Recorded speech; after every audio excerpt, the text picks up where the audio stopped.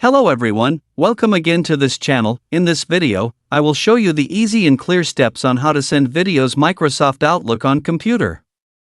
So how to send video Microsoft Outlook on computer? Make sure you keep watching this video until the end. Let's get started right away.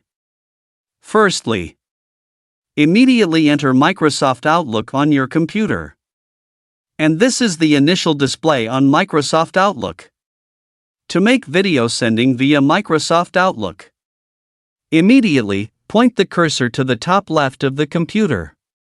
On the Home menu, tap New Email menu tab. Well, here will be the Input menu. In the To section, type the recipient of the account that we will send FI. You can also give the subject email. And you can provide descriptions to be more detailed. Now to win an email, tap the Insert menu here. Direct to the left. And tap the Attach File menu. And will Municle menu rolling down like this. Select Upload and Share. Now here will be an union of your Windows computer folder.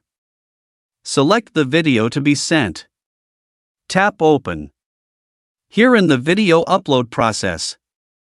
Now after finishing, and tap Send. So that, tutorial how to send videos Microsoft Outlook on computer. Thank you for watching.